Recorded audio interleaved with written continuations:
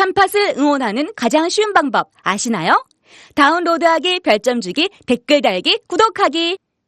기억하세요. 다운로드하기, 별점 주기, 댓글 달기, 구독하기.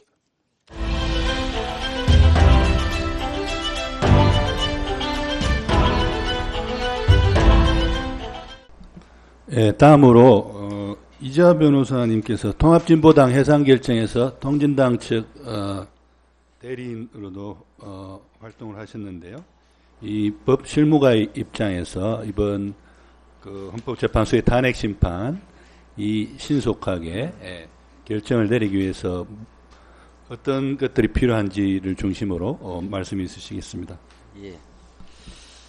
좀 딱딱하니까요. 재밌는 이야기를 좀 섞어서 좀 해드리겠습니다.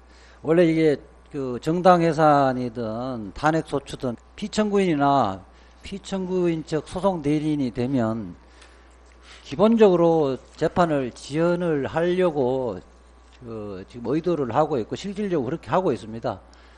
저도 어떻게 하면 최대한 재판을 끌어볼까 이렇게 해서 했었던 거고요.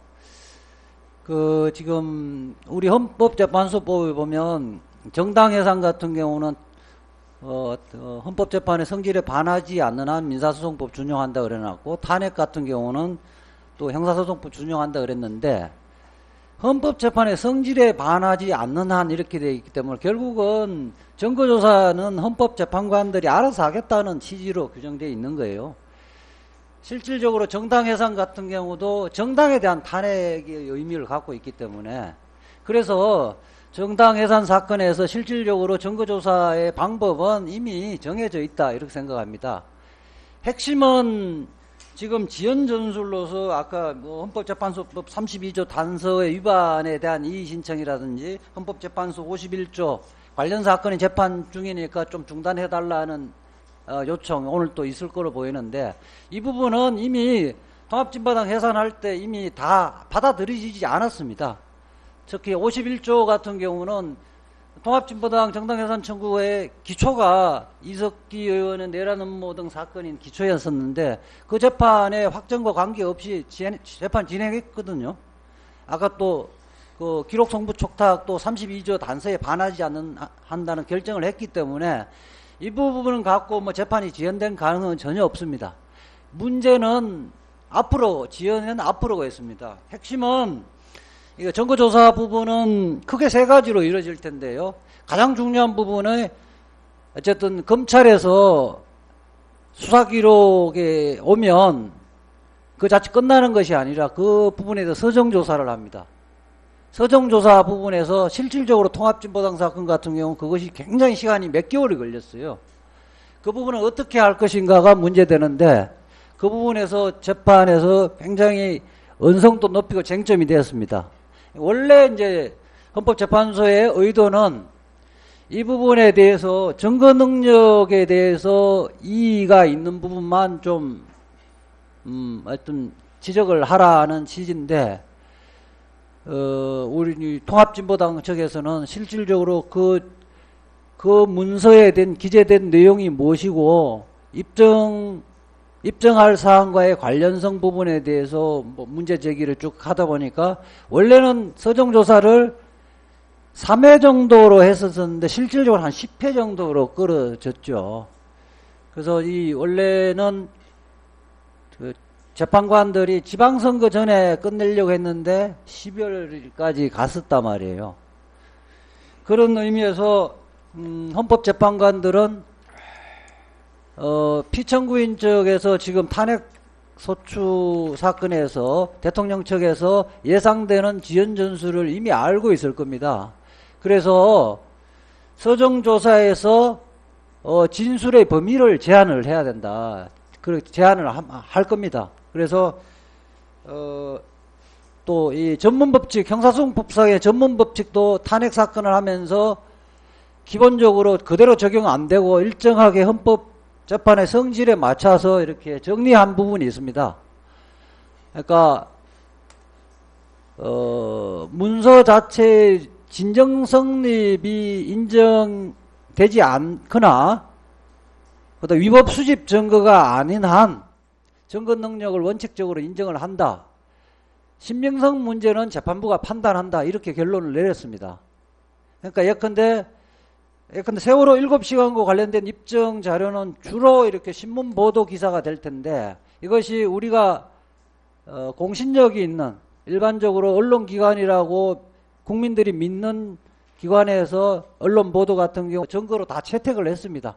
단지 이제 개인 블로그라든지 알려지지 않는 뭐 이렇게 SNS의 글들 부분은 증거로 채택을 안 했죠. 그럼 그 부분은 이제 신빙성 판단의 문제만 있을 거고요. 그 다음에 정인신문이 있을 텐데 정인신문은 이제 정당해산 같은 경우는 최초에는 좀 적게 했다가 정당해산 같은 경우는 좀 예외가 있었습니다. 내란음모 사건이 고등법원에서 무죄 나기 때문에 정부 측에서 나중에 이제 정기 신청을 많이 했었는데 노무현 대통령 사건 같은 경우는 그때 당시 김기춘 비서실장 소추위원회였었는데 30명에서 한 40명 신청했는데 실제 4명만 채택을 됐습니다. 이번 사건 같은 경우도 뭐 지금 국회 측에서는 뭐 27명인가 신청했다 그러고요. 저쪽에서 대통령 측에서도 무대기로 정인 신청할 것으로 보이는데 아마 헌법재판소에서는 실질적인 중요한 행위를 한 사람들의 국한에서 각 한 5명 이내로 제한하지 않을까 하는 예상을 하고 있고요. 그 다음 또 하나는 금정인데요. 금정은 우리 수사 기록에서 가장 중요한 부분이 이 물증 중에 2가지인데 안종범과 최순실의 다이어리하고 정호성의 녹취 파일인데 뭐 언론 보도에 잠깐 나왔는데 정호성의 녹취 파일 보면 누가 대통령인가를 알 수 있다는 거 아닙니까? 그 문제 부분은 이제 녹취 파일은 사실은 파일이 여러 개인데 비교적 짧게 돼 있는 부분인데 그 부분은 다 틀지는 않을 거고요. 지난번에 내란음모 사건 같은 경우에 마리스타 수사회에서 했던 강의 부분을 다 틀었던 건 아니고요. 그 중에 의미 있는 부분에 대해서 우선 파일이 짜집기 되어 있거나 편집되어 있는가의 문제를 한번 볼 거고요. 또 하나는 그 중에서 양쪽 대리인이 핵심적으로 주장하고 싶은 몇 분 몇 초에 있는 부분을 특정해서 아마 검증을 하면 될 것 같습니다. 그렇게 하면 저는 이렇게 하면 증거조사는 최대 10회 정도면 충분하게 가능할 거고 일주일에 2번씩 하면 아까 우리 사회자가 말씀하셨던 2월 말 늦어도 3월 초까지는 증거조사를 다 마칠 수 있을 거라고 봅니다. 조금만 보완할게요. 이재하 변호사님 말씀드린 서정 부분은 사실 통합진보당 사건의 경우하고는 지금 비교가 될 수 없는 게요. 통합진보당 사건은 왜냐하면 통합진보당의 소위 말해서 주도 세력이라고 이야기되고 있는 이석기 씨가 한 이야기들이었거든요. 이제 그리고 그 수사 과정에서 나왔던 것들이니까 이 두 개가 서로 다른 거를 연결시킨다고 이제 논란이 많았던 거거든요. 그런데 이번 탄핵 사건의 경우에는 그러니까 검찰 공소장 중에서 대통령과 공모하여 이 부분만 중심으로 조사하면 되는 거죠. 그래서 서정 이 부분은 그렇게 오래 지연될 통합진보당처럼 그렇게 10번 이렇게 할 이유는 없을 것 같아요.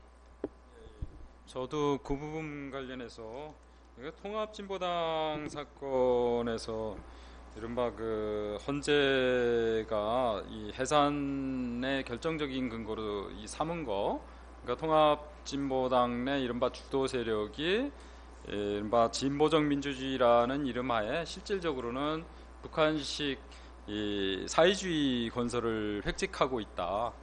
이게 직접 이거를 뒷받침하는 사실 직접 증거가 없었단 말이죠, 사실은.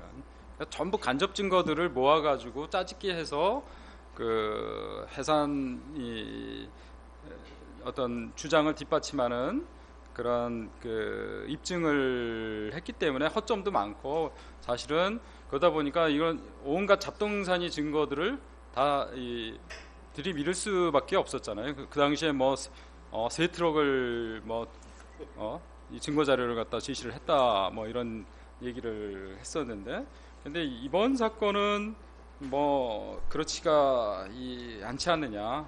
게다가 이 탄핵 사유가 13개 내지 뭐 18개 뭐 이렇게 얘기를 하고 있습니다만 사실은 따지고 보면 대부분의 이 탄핵 사유들이 서로 연결돼 있어요. 특히 헌법 위반 사유와 법률 위반 사유가 따로 완전히 이질적인 게 아니라 법률 위반 행위에 대한 헌법적 평가란 말이죠. 그렇기 때문에 실제로는 이 어떤 사실관계 입증 문제가 뭐 18개를 따로따로 하는 것이 아니라 뭐 대여섯 가지 이렇게 묶어서 진행하게 될 거다. 다만 그 사실관계 입증의 결과에 대한 어떤 적용 법조, 어떤 법 몇 조를 위반했는지 이런 것에서 이제 이 가지치기를 할 거란 말이죠. 그래서 우리가 뭐 이렇게 탄핵 사유 개수만 가지고 이 사건의 어떤 심리의 어떤 걸리는 시간을 판단하는 것은 좀 무리가 있다. 또는 뭐 그렇게 생각을 하고요. 아까 제가 그 32조 이 단서 해석 관련해서 비교법적으로 보면 독일이라든가 이 스페인 같은 경우는 그런 수사기관의 수사 기록, 법원의 이 어떤 재판 기록을 이 헌법재판소에 보내도록 돼 있어요. 그러니까 우리가 헌재법을 얼마나 엉터리로 만들었는지 참 이번 이 탄핵 사건을 보면서도 그랬고 지난번에 저도 뭐 정당 해산 사건 관련해서 통합진보당 측 참고인 진술을 했습니다만 헌재법에 있는 6개인가 뭐 이런 규정 중에 사실 의미 있는 규정은 딱 2개밖에 없더라고요. 나머지는 이미 헌법 규정 받아서 다시 반복한 거 있고 또 이제 일반 심판 절차에 관한 규정 그대로 사실상 옮겨놓은 것에 불과한 것 뭐 이래서 정말 우리가 법을 이렇게 못 만들고 있는가 좀 뭐 그런 좀 안타까움을 통전했던 경험을 다시 이 사건에서 이제 경험을 해요. 그래서 특히 우리 이제 탄핵 심판 절차에서 이제 그 심판 청구를 법제사법위원장인 소추위원이 하게 돼 있잖아요. 이것도 참 웃긴 게 뭐냐면 법제사법위원장이 탄핵 심판에 국회 이제 탄핵 소추 의결에 개인적으로 반대할 수도 있어요. 그러니까 이런 그 정치적인 그 어떤 상황을 전혀 고려하지 않은 법 규정이죠. 그러니까 전 독일은 어떻게 이 문제를 규율하고 있나 봤더니 역시 그 사람들은 이런 식으로 그냥 누가 이 탄핵 심판 절차를 헌재에서 주도해야 될지를 미리 확정해 놓지 않았어요. 그냥 그 유인물 57쪽 마지막 부분 보시면은 탄핵 소추 의결을 한 입법기관의 의장, 여기는 이제 상원도 할 수 있고 하원도 할 수 있고 이렇기 때문에 입법기관의 의장이 소추 의결서를 작성하여 헌법재판소에 송부하도록 해놨고 실제 이 절차에서 그 어떤 의회를 누가 대리할지는 오픈해 두고 있습니다. 그러니까 그래서 탄핵 심판 절차에서의 소송 수행은 대리인에게 맡길 수 있도록 그냥 여지만 남겨놓고 실제로 누구에게 그 소송을 맡길지 이런 거는 사리에 맞게 이렇게 형성할 수 있도록 이렇게 법을 만들어 두고 있더라고요. 그러니까 네. 전문 증거 조금 전에 그 이재 변호사님 말씀하셨는데요. 미국의 경우에는 전문 증거 법칙을 채택하지 않고 있습니다. 그러니까 이제 결국은 모든 것들을 그러니까 그 상원의 그 자유심증에 맡기고 있다 보니까 신빙성만 있으면은 증거가 신빙성만 있으면은 그거는 뭐 그 재판관들이 알아서 판단하는 그런 식으로 가는 거죠. 전문 증거 법칙을 우리 형사재판처럼 그렇게 엄격하게 따지지는 않습니다. 저기 우리 이재화 변호사님 그 절차에 관한 거 말씀하시는 김에 내가 2가지만 여쭤볼게요. 지금 헌법재판소 심판규칙에 보니까 제62조에 서증에 대해서 소추위원 또는 피청구인은 증거로 제출된 서류를 증거로 하는 것에 동의하는지 여부에 관한 의견을 진술하여야 한다게 돼 있어요. 아예. 그러니까 양측에서 서증에 관한 증거 동의 여부를 밝혀야 한다고 돼 아예 밝힐 수 있다거나 아니면 뭐 이 증거 동의 여부를 물어야 된다 뭐 이런 게 아니고 그 이 부분 해석 문제하고 또 하나는 이제 증인 출석을 자꾸 이제 지연시키는 경우에 이걸 어떻게 대처할 것인가. 지금 뭐 증인의 숫자를 제한한다고 하지만 자꾸 저기 출정을 안 하고 자꾸 미루기만 하면 시간 많이 잡아먹을 것 같은데 이 두 가지 사안 이 부분을 좀 말씀해 주세요. 증거 인부는 양쪽에서 이제 증거 특히 서정에 대해 신청할 텐데 형사소송법에서도 이제 증거에 대한 인부를 기본적으로 하거든요. 그러니까 동의하는지 부동의하는지 동의하면 바로 이제 증거 능력이 인정되어지니까 부동의하는 이유를 좀 설명하도록 아마 지난번에는 심판 규칙이 정확하게 안 돼 있어서 정당 예산하면서 그냥 동의 부동의만 하니까 시간이 많이 걸리잖아요. 왜 부동의하는지를 법정에서 일일이 설명해야 되니까 아예 안내문에 부동의하는 경우에 부동의하는 사유를 설명하라고 이번에 안내문을 보낼 겁니다.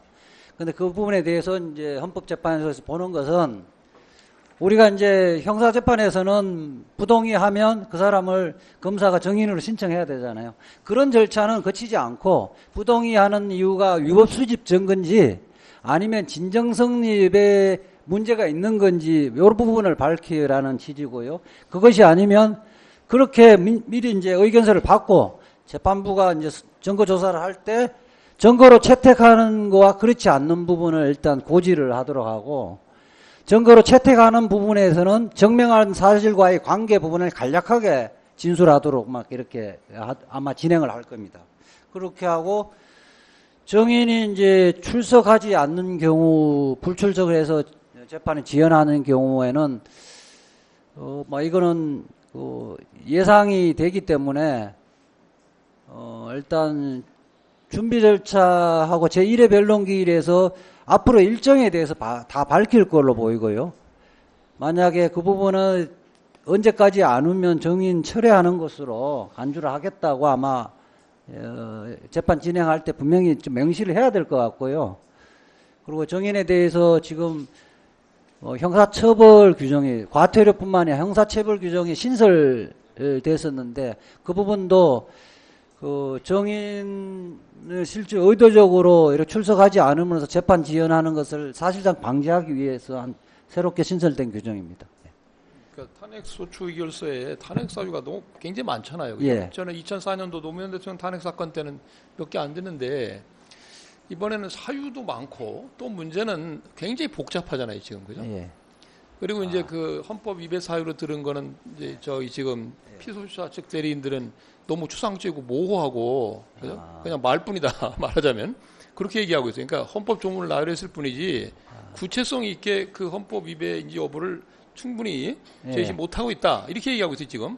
그래서 지금 보면 헌법이 위반되는 쪽의 탄핵 사유 문제를 구체적으로 이렇게 설명하기가 쉬운 문제가 아니고 그다음에 법률 위반 사유로 들은 형사범죄 문제에 관해서 형사재판이 진행 중인데다가 복잡해서 그리고 뭐 거의 조사할 내용들이 하도 많이 있어서 어떻게 생각하세요? 어떻게 이거를 이 뭐랄까 프레임을 딱 만들어서 기한 내에 할 수 있겠는지 사실은 그 헌법과 법률 위배 이렇게 크게 보면 이제 뭐 두 가지 사유고 또 그거를 또 종합해 보면 하나인데 사실상 대통령이 비선실세의 영향을 받지 않고 독자적으로 통치행위를 했는가, 활동을 했는가, 아니면 실질적으로는 뭐 최순실 등 비선들이 실질적으로 다 그 대통령 행사한 게 아니냐 이걸 거예요. 재판부가 판단하는 것은 그거를 정당화하는 사유가 열 몇 가지인데 그 이제 심리라는 것이 제1 사유에 대해서 심리하고 제2 사유에 대해서 심리하는 것이 아니라 전체적으로 봐서 이 정도면 이거는 뭐 대통령으로서 도저히 대통령의 자격이 없다고 할 수 있다 이런 심정만 형성되시면 되는 거거든요.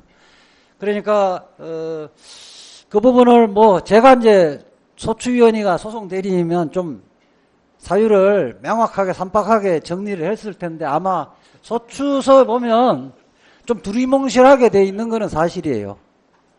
사실이고 뭐 공소장 사실은 법률 위배는 공소장 부분을 좀 정리해서 하면 쉬운데 이게 헌법 위반 부분은 헌법 교수들이나 아니면 또 좀 이 재판을 해봤던 대리인들 도움을 안 받고 국회의원들이 직접 작성하다 보니까 아마 애매하게 돼 있는데 그 부분은 준비 절차에서 헌법재판관들 그 부분을 요약 정리하는 건 선수들이기 때문에 오늘 법정에서 사유를 다시 이렇게 재분류를 해서 요약하는 거는 요약해서 앞으로 재판에서 쟁점을 분명히 하는 거는 크게 문제가 없을 것 같아요. 좀 복잡하고 사실관계도 복잡해서 그렇게 정리할 수 있을까요? 이렇게 우리 이재하 변호사님 말씀하는 것처럼. 하지 않겠습니까? 그러니까 뭐 저는 다른 건 모르겠고 그 형사범죄하고 관련해서는 사실 명확하거든요. 이미 지금 그러니까 대통령 자신에 대한 직접 조사는 없었고 최순실은 지금 부인하고 있고요. 그러나 이제 다른 주변인들은 다 지금 자백을 한 상황이지 않습니까? 그리고 저는 그 사람들이 검찰에서 진술하고 청문회에 나와서 진술한 거를 앞으로 형사재판이든 헌법재판이든 진술을 번복할 이유는 전혀 없다고 봅니다. 그러니까 지금은 각자가 살기 위해서 모든 책임을 지금 미루고 있는 상황이고 그 모든 책임이 사실 대통령한테 지금 미뤄지고 있는 상황이거든요. 그래서 이분들이 뭐 그 진술을 번복할 가능성은 없다고 보고요. 기존의 진술이 유지만 된다면 그 중요한 몇 가지 사안에서 대통령의 형사범죄가 인정되는 데는 문제가 없다고 생각을 하고요. 아까 이제 증거하고 뭐 증인 출석 이런 문제에 염려를 하셨는데 저는 사실 그분들은 또 증인 출석을 거부할 이유는 없다고 봅니다. 그리고 아까 그 전문 서류하고 관련해서 진정 성립도 사실은 본인들이 직접 법정이든 나가서 인정을 해야 되는 거거든요. 본인들이 안 나가면 진정 성립 자체가 인정이 안 됩니다. 그런데 아마 저는 그분들이 출석을 거부한다거나 출석해가지고 뭐 진정 성립을 부인한다거나 기존의 진술을 번복한다거나 이럴 가능성은 저는 전혀 없기 때문에 큰 염려는 안 하셔도 되는 게 아닌가. 근데 이제 다른 대통령의 행태가 헌법 규범에 어떻게 위반되는지 여부는 뭐 제가 사실 말씀드리기 좀 어려울 것 같고요. 형사범죄하고 관련해서는 큰 어려움은 없을 걸로 저는 봅니다. 잠깐만, 저도 조금 더 지금 말씀하신 거 보완 좀 해야 되는데 조금 전에 정태호 교수님이 정리를 잘 해주셨는데요. 사실 저 토닉스 사추 의결 과정에서 제가 만약에 새누리당이었다면은 미국식으로 각 탄핵 사유별로 의결하자고 주장했을 것 같습니다. 탄핵 사유별로 의결을 하게 되면은 헌법재판소는 그 탄핵 사유별로 결정을 해야 됩니다. 그러니까 13개이면 13개 의결했으면은 13개의 탄핵 소추 의결서가 있는 거거든요. 그러니까 13번을 결정을 해야 되는데 지금 이건 어떻게 됐냐면은 몽땅그려서 하나로 의결을 했죠. 그러니까 헌법재판소도 하나로 판단하면 됩니다. 다만 이제 그 판단할 때 이 13가지를 어떻게 조합할 것이냐. 헌법재판소가 그 노무현 대통령 사건 판단할 때도 분명히 그 이야기를 했거든요. 사건을 어떻게 조합해서 어떻게 분류해서 어떻게 판단할 것이냐 헌법재판소가 알아서 한다라고 했거든요. 지금 이 사건도 마찬가지예요. 13개가 복잡하게 얽혀 있지만은 헌재가 정리해가지고 이걸 하나로 묶을 수도 있고 100개로 펼칠 수도 있는 거예요. 뭐 그렇게 하다 보면은 뭐 그러니까 이 준비 과정에서 어떻게 이 사건을 분류하느냐에 따라서 헌재 의지가 드러난다고도 할 수가 있겠죠. 아니, 그 문제는 또 한 말씀을 듣고 싶은데 왜냐하면 이 둘로 나눠져야 될 것 같아요. 미국 같은 경우는 어떻게 하냐면 이제 탄핵 사유별로 별도로 결정을 해요. 예컨대 이제 클린턴 대통령 같으면 이제 4건이 하원에서 이제 소추의결에서 올라왔는데 상원에서는 이제 4건이 이제 원래 문제였는데 2건만 하원에서 의결됐어요. 각각. 상원에 와서는 그 2건이 이제 하나는 이제 55대 45로 이제 기각됐고 또 하나는 이제 50대 50으로 기각됐습니다. 이제 미국 상원은 이제 100명이니까 67표가 돼야 그게 이제 인용이 되는 건데, 그죠? 그래서 이제 하나는 이제 55대 45, 하나는 이제 50대 50 이게 각각 이제 기각이 된 겁니다. 그런데 이제 이제 미국은 따로따로 하니까 의결 자체를 그렇게 되는데 우리는 하나로 모아서 한다고 칩시다. 맞아요. 우리 국회도 탄핵소추 의결서 하나로 다 했고. 그리고 결정도 하나로 하겠지. 그러나 그거와 별개로 우리가 이제 형법을 하시니까 형사소송법. 아니 거기 탄핵 사유로 하나씩 이렇게 올린 거는 개별적 판단은 불가피한 거 아닌가 이 것 때문에 그거 자체는 증거조사의 판단을 개별적으로 해야 되는 할 것 겁니다. 때문에. 아마 결국은 결정문의 기재를 중에 아마 평의를 할 때는 이 부분은 탄핵 사유에 해당되느냐 동의하느냐 이렇게 다 할 거고 다른 부분은 동의하는데 이 부분은 예컨대 뭐 세월의 7시간 이 부분은 형사재판처럼 확실한 입증이 없어서 판단하기 어렵지 않느냐 이런 견해도 나올 수도 있는데 그런 경우에는 그렇게 쓸 겁니다. 뭐 이런 부분 봐서 대통령을 파면할 충분한 사유가 인정된다. 나머지 부분은 더 나아가 살펴볼 필요가 없다 정도로 이렇게 판단해서 넘어갈 수도 있는 거거든요. 그러니까 어쨌든 지금 자체는 하나의 말하자면 청구 원인이라고 보시면 될 것 같아요. 청구 원인을 아까 13개에서 17가지는 청구 원인을 구성하는 개별적인 사유에 불과한 거니까 그 부분은 아마 변론 종결을 한 이후에 각자 부분에 이 정도면 말하자 뭐 입증이 됐다고 보느냐 그렇지 않느냐의 견해가 다를 텐데요. 근데 그 중에서 예컨대 이 전체적으로 봐서 이 전체적으로 다 심리를 해봤지만은 증거가 부족하지 않느냐 그렇게 해서 탄핵 정족수 가결 정족수에 충족하지 못할 때는 뭐 변론 재결을 할 수도 있는데 뭐 그럴 상황은 없어 보입니다.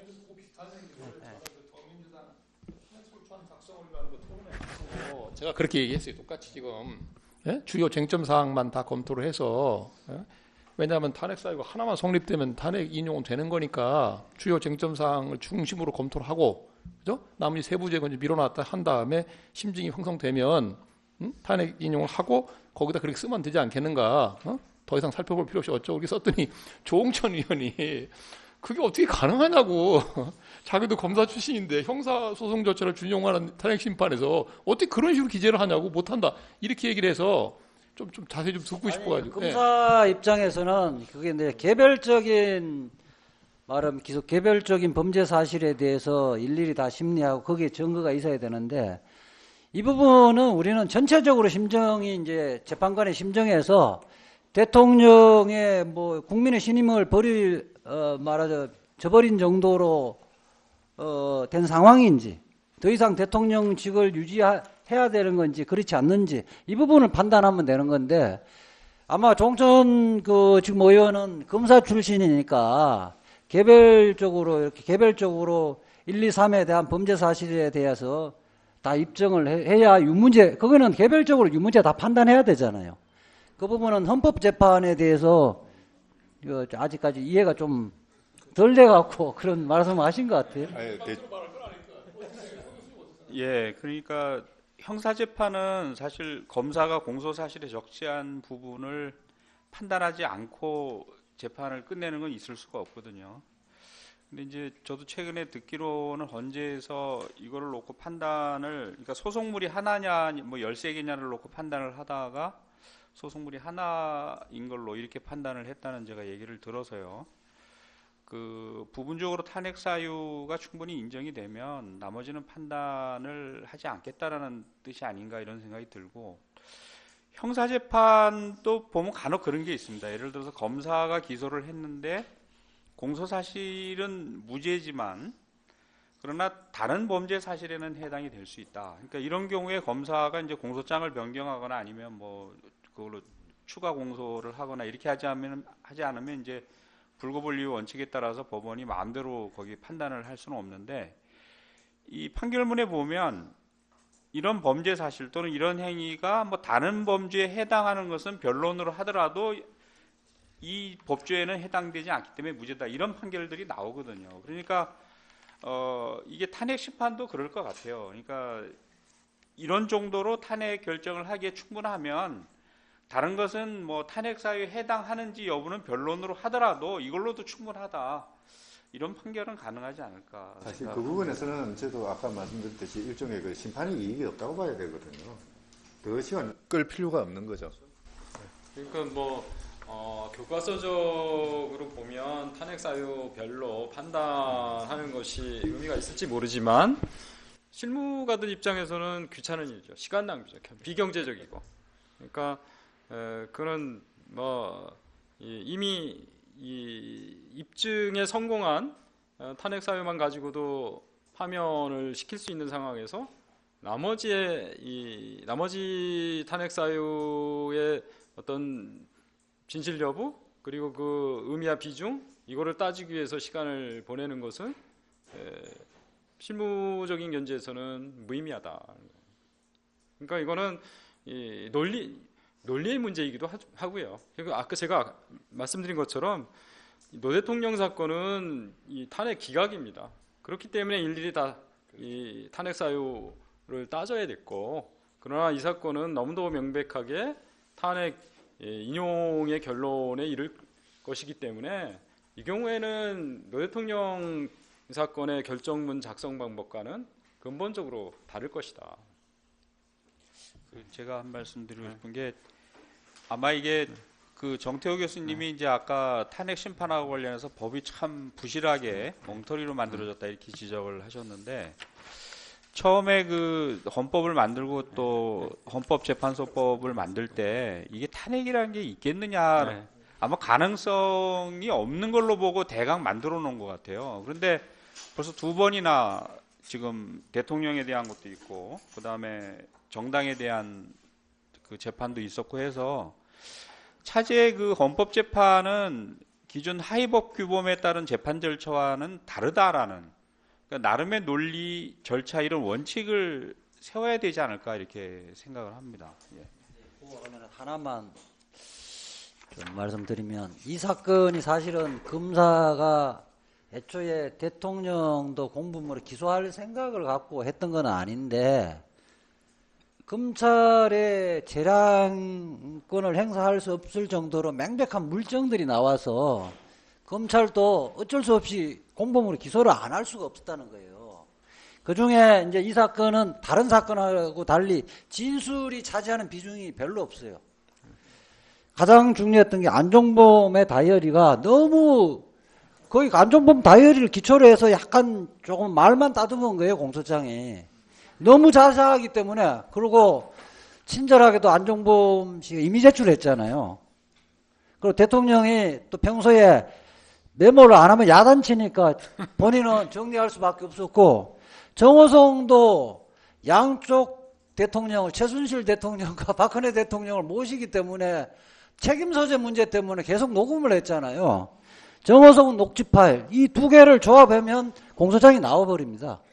그리고 그 공무상 비밀 누설 또 태블릿 PC에 저장되어 있던 문서, 이러니까 사실은 아까 뭐 정의인들의 증언을 통해서 달라질 가능성은 없고, 이 세 개가 있기 때문에 뭐 그럼에도 불구하고 검찰이 공모로 기재한 건 훌륭하다고 생각하지만은 이것이 있기 때문에 공모로 할 수밖에 없었던 것이고, 그래서 헌법재판소에서 실질적으로 뭐 검사가 이야기했지만은 정호성 녹취 파일 딱 들어버리면 더 이상 심리할 게 없을 것 같아요. 심정은 이미 딱 형성되질 거고, 다이어리에도 워낙 자세하게 돼 있어요. 지금 제가 알고 있기로는 저 우리 그 김영한 전 민정수석 다이어리보다 훨씬 자세하게 기재되어 있는 거예요.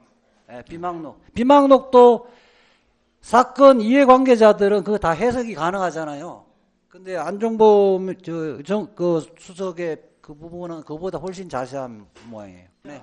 네, 수사기록 편철되어 있기 때문에 인정동보 선서하면 올 거고, 그걸 보면 이미 뭐 사실상 심정이 형성되어지는 순간은 재판은 점점 빨라질 거고, 형식적인 거는 최대한 줄이려고 할 겁니다. 네. 좀 보완해서 말씀드릴 것 같으면, 이제 김영한 같은 경우는 어제 저희도 또 이야기하면서 합의를 했는데요. 비망록이 아니라 업무수첩입니다. 업무수첩이라고 이름 붙여야지, 비망록이라 한다면은 이거는 개인적인 것이 돼버리거든요. 예. 좀 용어를 좀 바꿔야 필요가 있고요. 사실 헌법재판소가 이 사건에서 가장 중심적으로 생각해야 될 거는 실체적 진실, 뭐 물론 당연히 중요한 겁니다. 더 중요한 건 뭐냐면은 헌정 질서를 제자리 갖다 놓는 것입니다. 그것도 하루빨리. 그게 헌법재판소가 존재하는 이유고 탄핵 심판 제도가 존재하는 이유거든요. 그러니까 헌정을 유리하는 자에 대해서 그 자를 그 직에서 내침으로써 헌정을 제자리 놓는 거, 이게 헌재의 그 뭐 모든 것이라고 봐야 될 겁니다. 그런 맥락에서 본다면은 조금 사소한 어떤 법규적인 또는 뭐 법리적인 문제점 같은 것들은 조금 헌재가 새로운 헌법 해석을 통해서 좀 극복하는 이런 그 자세를 보여야 될 것 같아요. 아니 근데 그런 말은 좀 위험한 말인데 좀 위험해요. 안 해도 되는 말이고 왜냐하면 이게 어쨌든 재판이기 때문에 양쪽 당사자가 있고 서로 다른 주장하고 있기 때문에 재판의 공정성이라는 게 굉장히 핵심적인 거 아닙니까? 재판하는 목적도 그런 거. 그러니까 지금 한쪽에서 무고하다고 주장하고 있기 때문에 그러니까 저는 이 부분을 그죠? 한쪽 당사자가 공정성을 의심하게 되고 증폭시키지 않게끔 하는 최소한의 공정성 확보 장치 그런 절차가 어디까지냐? 이게 문제일 겁니다. 이게 핵심이에요, 결국. 우리가 뭐 결과에 대해서는 아무도 의심하지 않을 겁니다. 근데 이 결과를 얻기 위해서 그 공정성을 확보해 주다 보면 시간이 자꾸 지연되고 그 지연돼 버리면 하나 만화한 게 될 수도 있어요. 잘못하다가는. 이 부분 때문에 한 번만 더 말씀해 주시면 좋을 것 같아요. 그게 결국은 이제 수사 기록 부분을 형사재판에서 부동의를 하면 거기에 진술한 사람들이 법정에 와서 다 진술을 하잖아요. 그래서 그래야 증거 능력이 있고 법관들이 심정을 형성하는데 우리 민사재판에서는 이 수사 기록이 공문서거든요. 공문서는 진정성이 추정되잖아요. 요 엄청난 차이인데 요 부분을 사실은 또 대통령 같은 경우는 우리 헌법은 형사재판은 하고 탄핵이라는 것은 분리되어 있는 거잖아요.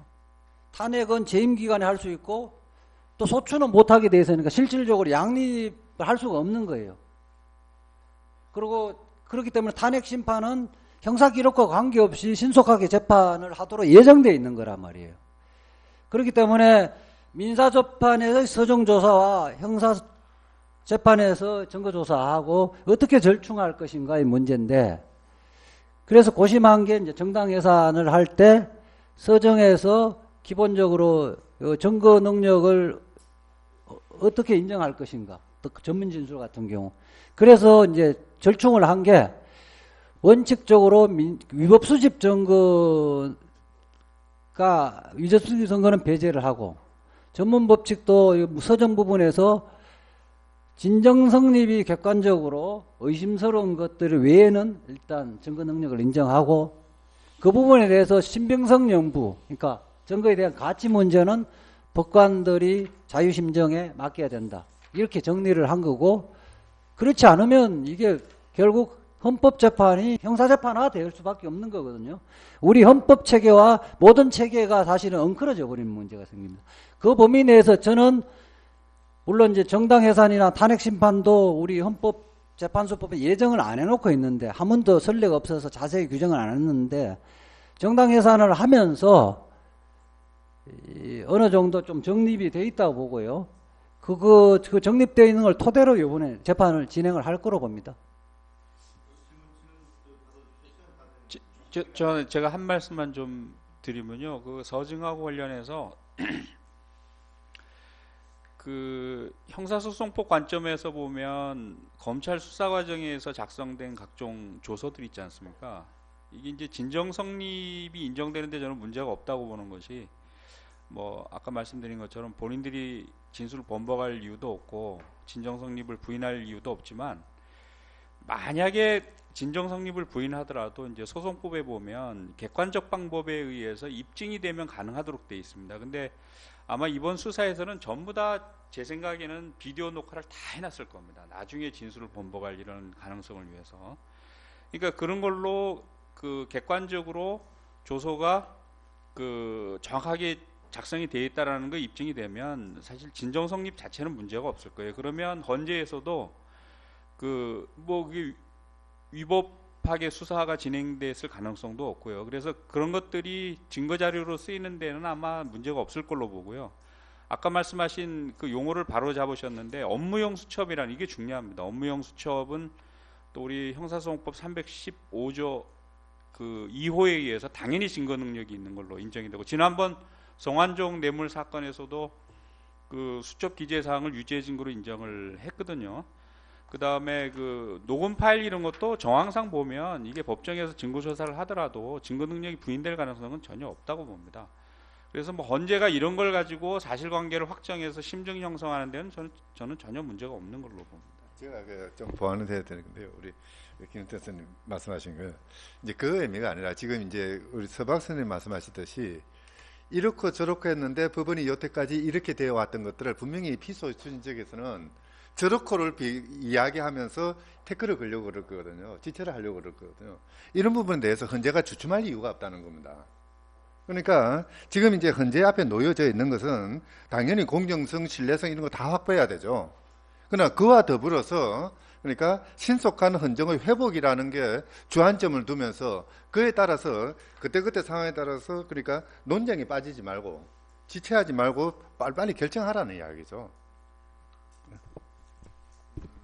아울러서 제가 좀 이 탄핵 심판 절차 관련해서 이제 우리가 유의를 해야 될 거는 지난번 노 대통령 사건에서 그 허무맹랑한 그 탄핵 소추결에도 불구하고 3인의 재판관이 그 노 대통령을 뭐 좀 파면할 만큼 중대한 유법 행위를 했다. 이런 이 주장을 했다는 게 이제 나중에 밝혀지지 않습니까? 실제로 결정문을 우리가 분석해 보면 결정문이 좀 어정쩡해요. 좀 외교적 타협의 이 성격을 띱니다. 그러니까 탄핵을 주장한 정치 세력의 체면을 살려주기 위한 어떤 배려가 보인다는 거예요. 그래서 우리가 물론 이 사건에서 헌재가 좀 신속하게 이 결정을 내리리라 이렇게 생각을 하고 그렇게 믿습니다만 다른 한편 우리가 또 유념해야 될 것은 이 제도가 이른바 합법적 쿠데타의 수단으로 악용되는 것은 또 막아야 될 것이다. 그래서 무조건 우리가 이제 헌재가 대충 할 수 있도록 우리가 방치하는 것 이것은 또 경계를 해야 된다. 그래서 제가 미국 자료나 미국 이론을 우리가 응용하는데 물론 중요한 참고 가치가 있지만 미국은 이제 상원이라고 하는 정치기관이 이제 심판자 역할을 하는 것이고 우리는 이제 이 헌법재판소라고 하는 또 우리 헌법재판소 구성을 보면 순수 법조인 재판부란 말이죠. 정치인들이 관여를 못하게 돼 있고 그렇다면 이게 이 정치 논리를 배제하라는 거죠. 사실은 순수 법 논리에 의거해서 판단하라. 그럼에도 불구하고 그런 3인이 지난번에 숨어서 총질을 했단 말이에요. 그래서 예를 들면 그 미국에서 상원에서 그 어떤 입증의 정도 이것과 관련해서 이제 합리적 의심을 배제할 정도가 아니라 그거보다 낮은 단계. 저는 이게 사실은 숫자 노름이라고 생각을 해요. 이건 뭐 어느 정도의 이 입증에 성공했는지 이거를 결국은 이 상원 의원들 개인에게 맡겨놓을 수밖에 없는 거고, 그리고 지금은 이제 우리 헌법재판관들의 양심에 맡겨놓을 수밖에 없는 거거든요. 결국은 이제 이 결정문 보고 어떤 입증의 합리성, 논증의 합리성 이거를 이제 판단할 수밖에 없는 거죠. 우리 구계자 입장에서 보면.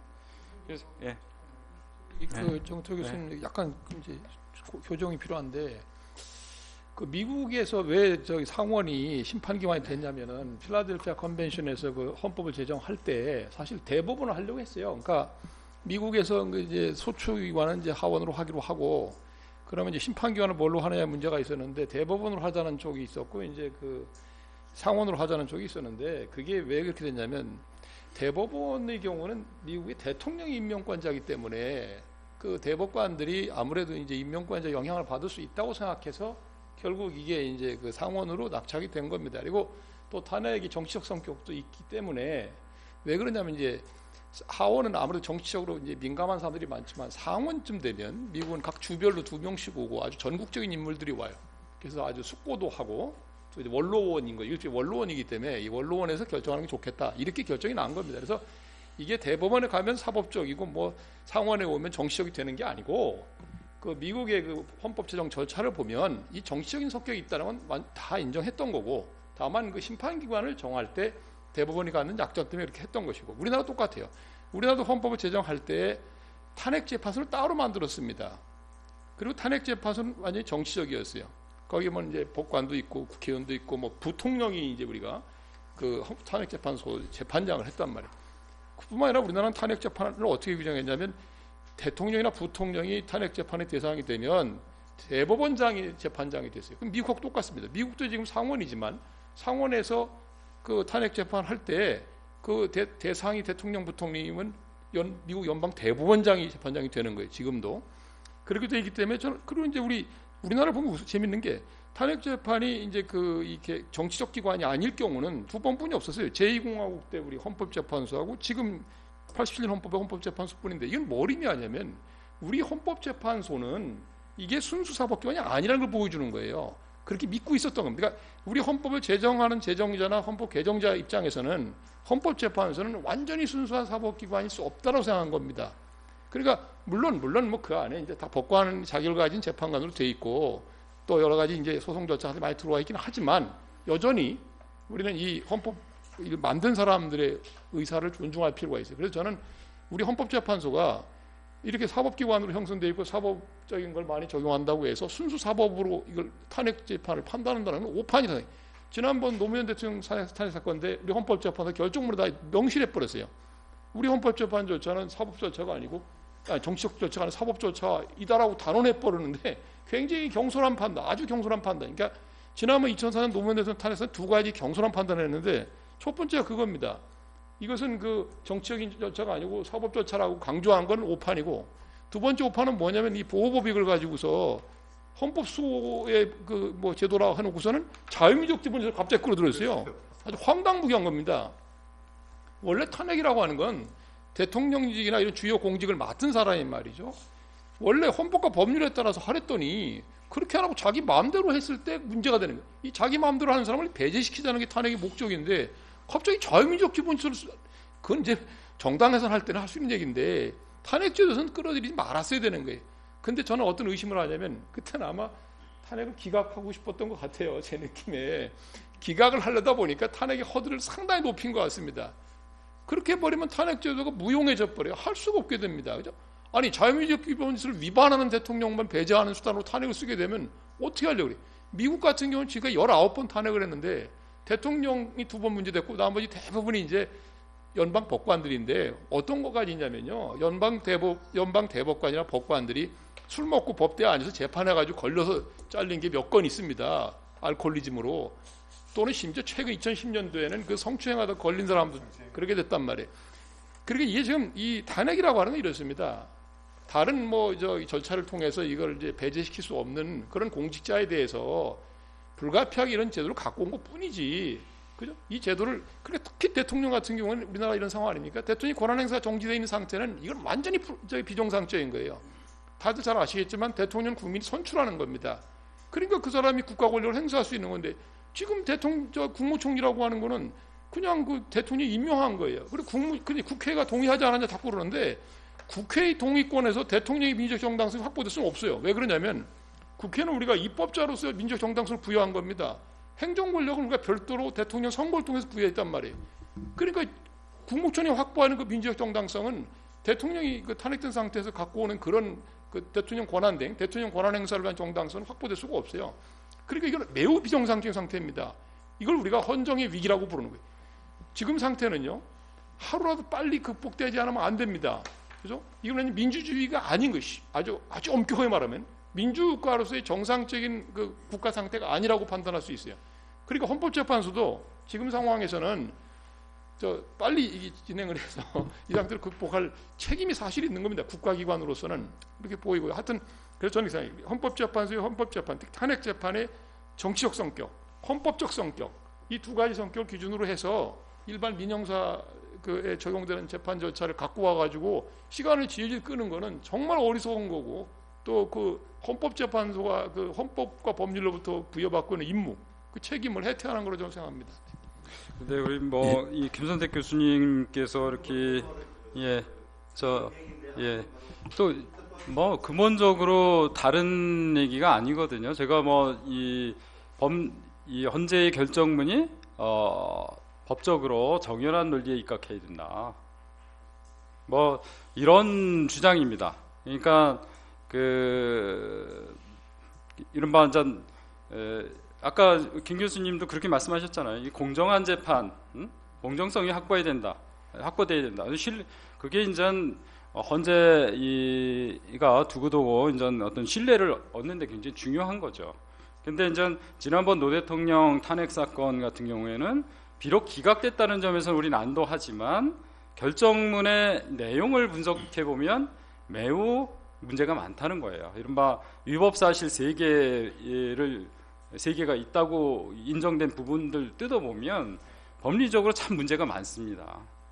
그래서 제가 이번 사건과 관련해서도 뭐 빨리 해야 되는 거 맞죠? 그게 공익이고요. 그리고 이 쓸데없는 지역적인 문제에 매달려서 어떤 그 시간을 끌어서도 안 되는 것이고요. 그렇지만 여기에 어떤 이 결정문 이 작성이 어떤 정치 논리가 이제 들어와 가지고 어떤 논증의 설득력이 떨어진다든가 비논리적이 된다든가 이래서는 안 된다는 것이죠. 그래서 결정문 자체로서 이 국민들을 설득할 수 있어야 된다.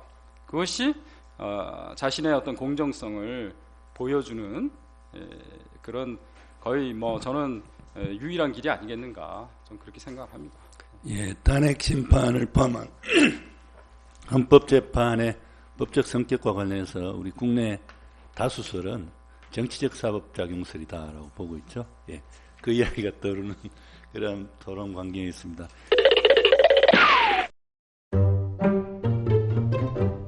아이고, 싱크대 총장님. 이번에 싱크대는 입학금 얼마나 거두실 거예요? 입학금이요? 뭐 대충 한 100만 원 받을까요? 세면대는요? 그래요 뭐. 입학금 어디에 쓰라는 법도 없는데 대충 받던 대로 받죠 뭐. 무슨 소리 하시는 거예요? 입학금은 당연히 새내기들이 입학하는 데에만 쓰여야죠. 어머, 누구세요? 우리는 청년 참여연대. 청년 참여연대는 작년 10월에 발족한 참여연대 부설 기관입니다. 청년 참여연대는 지난 1월 전국 34개 대학의 정보공개 청구를 통해 입학금의 산정 근거가 없다는 것을 확인했습니다. 앞으로 저희는 대학이 입학금 실비만을 받을 수 있도록 활동해 나가겠습니다. 청년들의 더 나은 내일을 위해 노력하겠습니다. 참여연대는 정부 지원금을 받지 않습니다. 청년 참여연대의 후원 회원이 되어주세요. 문의 02-723-4251로 지금 전화주세요. 02-723-4251 02-723-4251 띠링띠링. 예, 5분의 토론을 열띤 토론을 잘 들어봤고요. 플로어에서 지금 시간이 6분 남았는데요. 하여튼 한두 개만 짧게 그 대신 질문을 짧게 해주시고 소속과 성함을 밝혀주시고 짧은 질문을 좀 해주시면 감사하겠습니다. 예. 참여연대 그 19년 차 회원 한중구라고 합니다. 한상희 교수님 평생 제 존경하고 있습니다. 그래서 예. 오늘 안 올라다가 한상희 교수님 오신다고 왔습니다. 참고해 주시죠. 그리고 이제 먹기 전에 요 분위기 말이죠. 너무 좋아요. 좋은데 이 일반 아마추어들 할 적에는 이게 시간이 너무 아깝네요. 더 했으면 좋겠는데 질문도 많고 그래서 1월 말쯤이나 2월 중순경에 설날 지나고 한 번 더 했으면 좋겠어요. 임지명 교수님 적어놓으셨다가 설날 지나고 한 번 더 했으면 좋겠어요. 2월 말 직전에 질문 드리겠습니다. 원래 그 한상희 교수님께 질문드리는데요. 원래 13개에서 한상희 교수님 같으면 아마 3개 정도 질문을 하지 않겠느냐. 아니 소출을 어떻게 보시면 하고 그 다음에 서보학 교수님은 지금 우리가 궁금한 것이 최순실이가 얼마 전에 잘해야 7년 6개월이다. 아니다. 뇌물죄 들어가면 무기징역이다. 어떻게 보시는지 한번 보시고 두 분이 얘기해 주시고 그 다음에 사임 즉시 만약에 즉시 사임했더라면 하여튼 어떻게 전개됐을까 두 분 궁금하고요. 지금 김세달 교수님 헌재 소장 2달간 유임시키자 이런 얘기가 또 나왔어요. 이거 말이 되는 건지 한번 얘기해 주시고 그 다음에 중요한 건 뭐냐면 지금 소박해서는 또 해당되는데요. 잘 오셨어요 오늘요. 그래서 임기 후에 기각되고 임기 후에 형사소추할 게 엄청 많잖아요. 지금 박근혜 대통령. 그래서 그거 임기 후에는 어떻게 될까? 기각된다면 만약 기각된다면은 왜냐하면 85%가 보수 성향이라서 걱정되거든요. 그래서 기각되면은 나중에 형사소추를 어떻게 또 할 것인지 궁금합니다. 일반인 입장에서 하는 거예요. 그 다음에 지금 특검에서 뭐 등등해서 박근혜 이 체포 구속 말씀하셔서 서복 교수님 재판정이 내세우는데도 어제 텔레비도 나오고 재판정이 어떻게 내세우는지 박근혜 대통령을 현직인데 그것도 얘기 이재화 교수님 같이 해주시면 좋겠고 이따 이 질문은 추가 질문 했으면 좋겠습니다. 하나만으로 좀 아니 왜냐하면 이건 일반 서민들 예. 입장에서 제가 대변하는 겁니다. 예, 감사합니다. 저도 한 4가지. 하나는 지금 뇌물죄가 사실은 그냥 결정 안 하는 상태로 넘어가 있는 거거든요. 그런데 이번 이제 소추안에는 뇌물죄가 들어가 있어요. 그러니까 이게 이제 이걸 어떻게 인정할 거냐 이게 조금 고민이 됩니다. 사실 그 살펴볼 필요 없이로 넘어갈 수도 있는데 이게 대단히 중요한 사안이라서 이게 이제 시간 싸움하고 굉장히 연결돼 있어서 이걸 어떻게 해법이 있는가 하나 하고요. 그 다음에 아까 이제 서보학 교수님이 지금은 대통령 구속해야 된다 이렇게 얘기를 하셨어요. 이게 이제 그 체포까지는 저도 나아갔는데 이게 이제 구속의 사유를 어떻게 해야 되느냐 이게 이제 굉장히 좀 궁금하고요. 그 다음에 이제 그 처음에는 보면 헌재소장 1월 31일이 임기니까 1월 말까지 충분히 가능하다 이렇게 얘기를 하다가 이게 이제 논의가 거듭되면서 야 그건 물리적으로 힘든 거 아니야 이렇게 얘기를 하면서 지금 이제 퇴진 행동이 상당히 좀 멘붕 상태에 빠져 있어요. 이거를 왜 자꾸 길게 끌어야 되냐.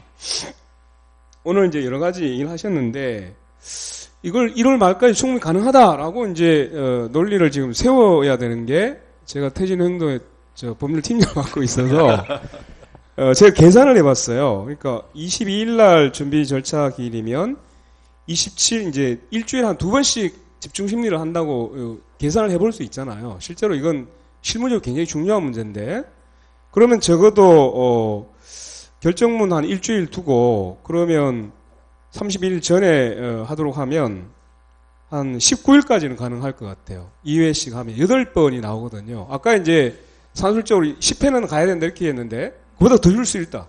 그거 저 정인 출소 안 하면 그다음 바로 불이익 때려버리면 되잖아요. 안 나오면 당신들이 못했으니까 불이익 받아라. 이렇게 하면 될 텐데 이게 8번으로 하면 1월 30일까지도 가능합니다. 사실은.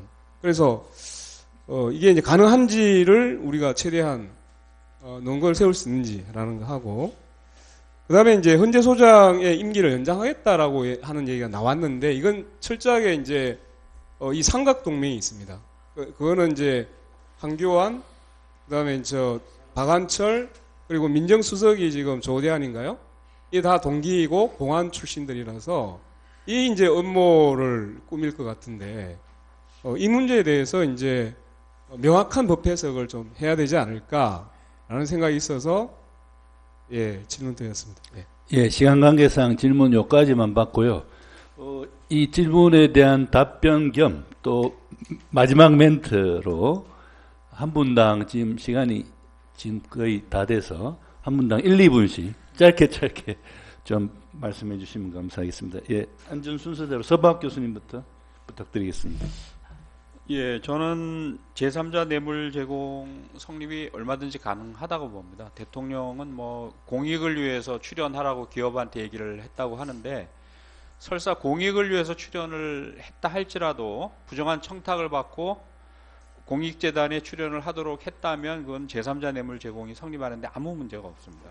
중요한 것은 기업으로 하여금 부정한 청탁을 받았느냐 이 부분을 이제 특검이 잘 밝혀야 될 걸로 생각이 되고 정황은 뭐 거의 확실하죠. 그 다음에 그 대통령에 대한 구속 체포는 뭐 실무에 계시니까 더 잘 아시겠지만 진술을 받기 위한 목적으로 보통 체포를 하는데 저는 대통령에 대해서는 사실 구속이 필요하다고 봅니다. 왜냐하면 청와대에 앉아가지고 지금 증거를 인멸하는 작업을 하고 있거든요. 이 구속의 목적은 도주나 증거인멸을 막기 위한 것이기 때문에 저는 당장 대통령에 대한 구속이 필요하다 이렇게 봅니다.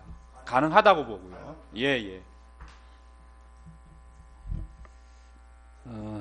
저는 아까 뇌물죄 부분과 관련해서 사실은 이번 특검법이 대국민 브리핑을 하도록 돼 있고 제일 압수수색이 있는 삼성과 국민연금인데 그 부분에 사실은 국민들이 굉장히 알고 싶어하고 또 중대한 범죄인데 특검이 이 부분에 대해서 어느 정도 되지면 중간 수사 결과를 발표해야 될 것 같고요.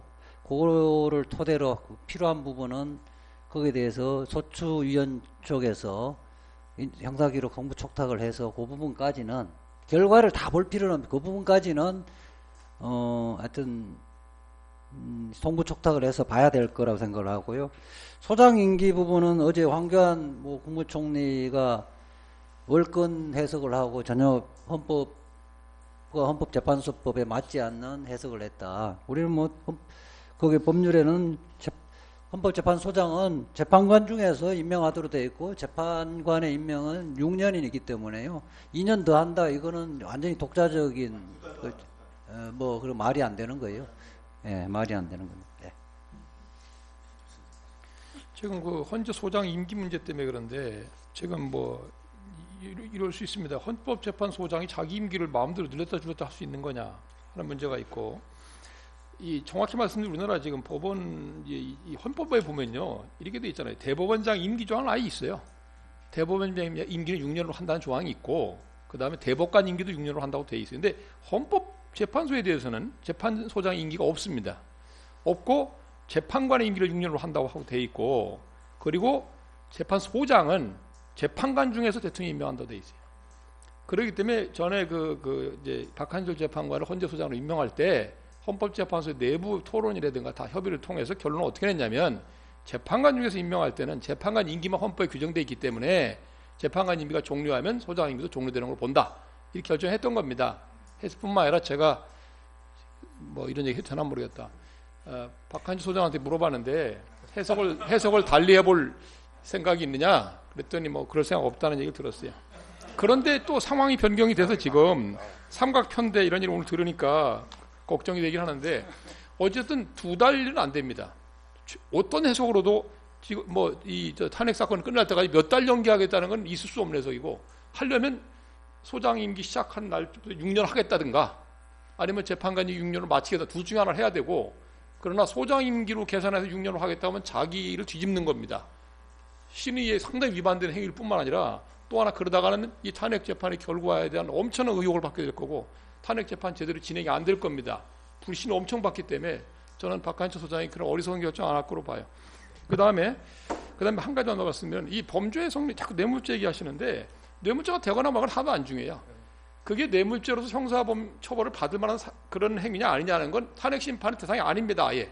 무슨 얘기냐면 그 뇌물 수수에 어떤 식으로 과공했는가, 어떤 식으로 연루돼 있냐만 중요한 거예요. 대통령이 그런 뇌물이 오고 가는데 중간에 껴가지고 그런 식으로 압박을 가했다는 것 자체가 이미 대통령이 할 수 없는 얘기입니다. 한 가지 말씀드리면, 지난번에 독일 대통령 크리스찬 불프가 왜 사임했냐면, 독일 대통령이 빌트라고 하는 별 볼 일 없는 신문에 필초지, 그러니까 빌트라는 그림이라는 뜻인데 독일에 그런 좀 그냥 옐로우 저널리즘 비슷한 신문이 있는데 그 신문사에 전화를 했어요. 자기 사생활 좀 너무 건드리지 말라고. 그게 문제가 된 겁니다. 그게 바로 언론 출판의 자유를 침해했다, 이렇게 된 거예요. 그래서 독일 대통령은 사표를 낼 수밖에 없었어요. 만약 안 냈으면 탄핵을 할 거라고 했었고, 그때 어떤 교수가 쓰기를 썼습니다. 크리스찬 불프 대통령이 이런 일을 해가지고 탄핵을 만약 하게 되면 절대로 재직 중에 탄핵을 안 당할 것이다. 왜 그런 줄 아세요? 독일은 공적 시스템이 잘 되기 때문에, 공론장이 잘 되기 때문에 이 정도만 문제가 제기되면 100% 사임할 거기 때문에 재직 상태에서 탄핵 절차를 밟을 일은 없다라고 단언하고 있더라고요. 너무나 부럽더라고요. 우리나라 이 정도까지 왔는데도 여전히 사임하지 않고는 상상할 수 없는 거고, 그 다음에 사임을 해도 됩니다. 당장 사임하면 탄핵 절차는 계속 되는 거기 때문에 그때 가서 기각에도 인정도 받으면 되는 거예요. 국정을 이렇게 놓고서 이제 임기도 얼마 안 남았는데 어떻게 하겠다는 거예요. 매우 비애국적인 태도입니다. 네, 됐어요. 네. 아까 질문하신 거 탄핵 사유 이야기인데요. 사실 탄핵 소추 의결서가 안이 너무 급하게 만들어졌죠. 좀 더 긴밀하게 좀 검토를 하고 의논을 하고 했으면은 좀 더 세련된 소추안이 나왔을 건데요.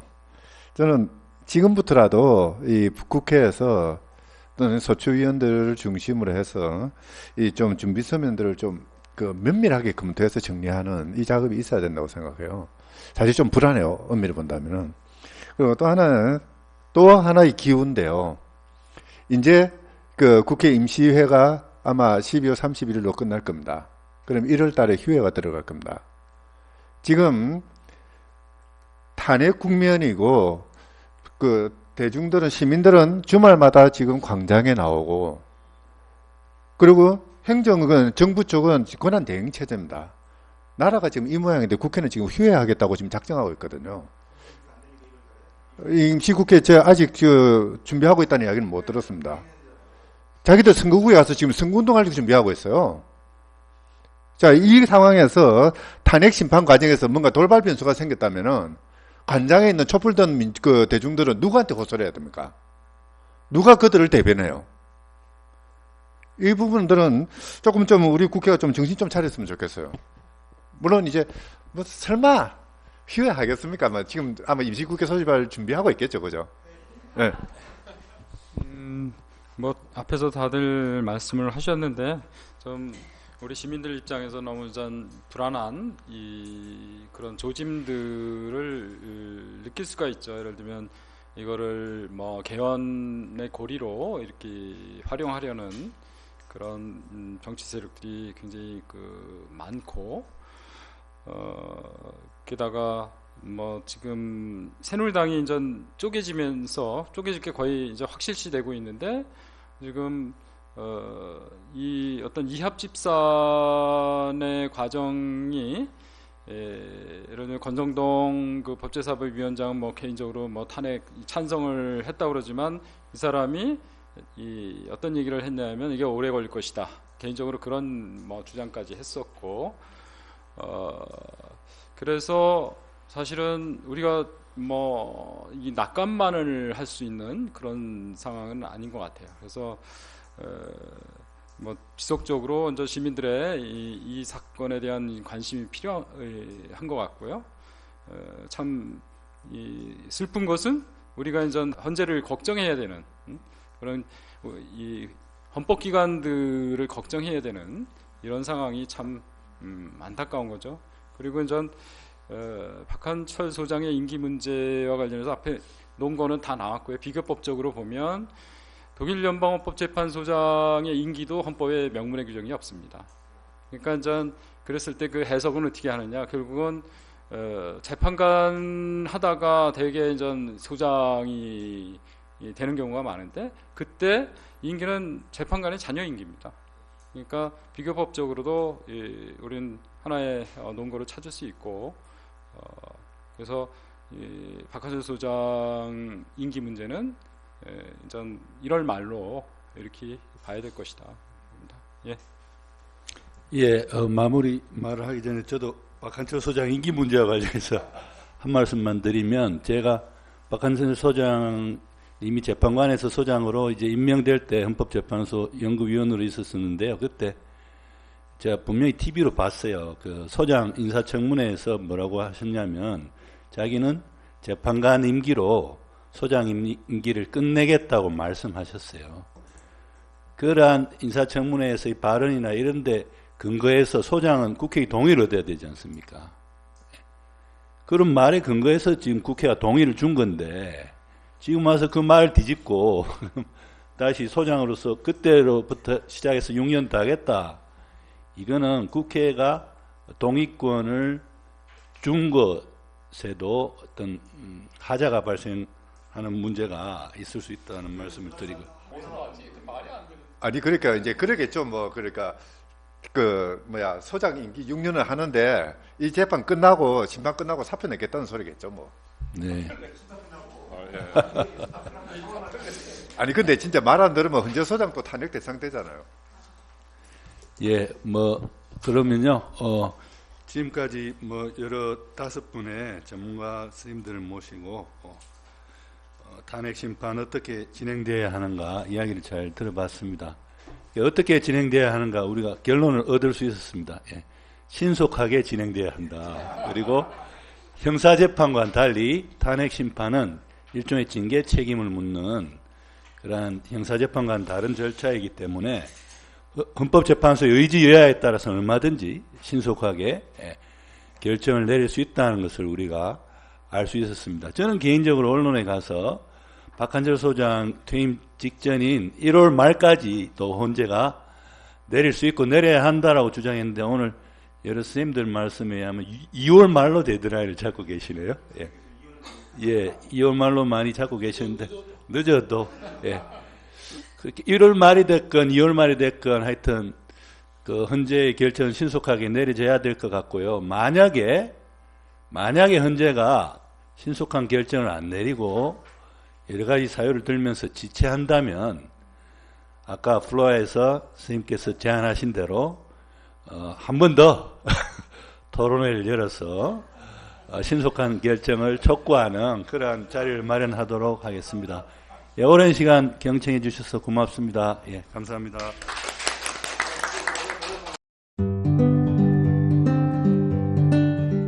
안녕하세요.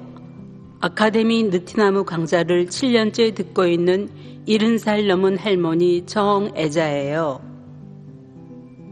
저에게 아카데미 느티나무는 새로운 배움터입니다. 배움을 통해 행동하는 시민의 발걸음에 동참하고 있다는 것이 뿌듯하답니다. 즐거움과 나눔, 웃음과 실천이 있는 배움의 공간, 아카데미 느티나무에서 뵐 수 있기를 기대합니다. 참, 아카데미 느티나무는 참여연대 부설 시민교육기관입니다.